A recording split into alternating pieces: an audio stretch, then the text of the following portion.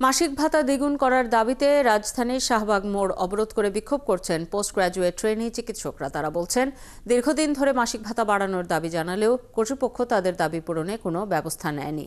এদিকে আওয়ামী লীগ নিষিদ্ধ সহ ৩ দফা দাবিতে প্রধান উপদেষ্টার বাসভবন ঘেরাও কর্মসূচি করেছে ইনকিলাব মঞ্চ নামের একটি সংগঠন। ইশতিয়াক ইমনের রিপোর্ট। আবারও রাজধানীর গুরুত্বপূর্ণ ও ব্যস্ততম শাহবাগ মোড় অবরোধ।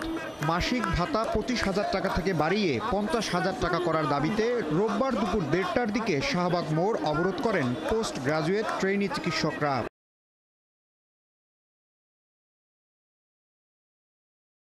৩৮ ঘন্টার ভেতরে আমাদেরকে বলতে হবে যে প্রজ্ঞাপনটা কবে আসবে।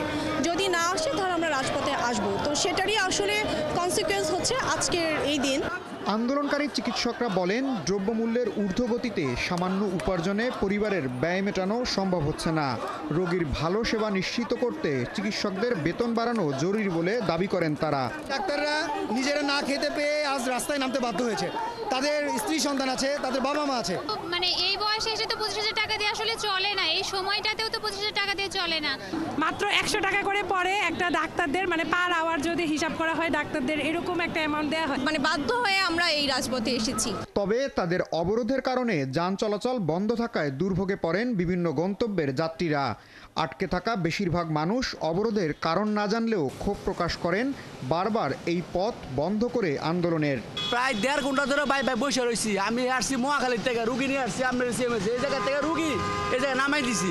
আজকের তো ইনকাম নাই, মালিকের জমা দিব কি, বউ বাচ্চা পালমু কেমনে কোন হচ্ছি না যে কখন ছাড়া পাবো বা কখন কি হবে। এদিকে আওয়ামী লীগকে দল হিসেবে নিষিদ্ধ, সকল পর্যায়ের নেতাদের গ্রেপ্তার ও জুলাই যোদ্ধাদের জীবনের নিরাপত্তার দাবি জানিয়েছে ইনকিলাব মঞ্চ। শাহবাগে বিক্ষোভ সমাবেশ করে এসব দাবি জানায় তারা।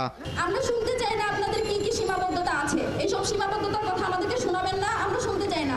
বাংলাদেশের বিচার ব্যবস্থা, বাংলাদেশের আইন শৃঙ্খলা, ল অ্যান্ড অর্ডারকে আপনারা ঠিক করেন। আর যদি ঠিক করতে না পারেন আপনারা বলে দেন, আমরা নিজেরাই তার ব্যবস্থা করে নিব। সমাবেশ শেষে মিছিল নিয়ে প্রধান উপদেষ্টার বাসভবন ঘেরাও করতে গেলে তাদেরকে কাকরাইল মোড়ে আটকে দেয় পুলিশ। পরে পুলিশি বাধায় কাকরাইল মোড়ে অনশনে বসেন তারা। ইশতিয়াক ইমন, ৭১, ঢাকা।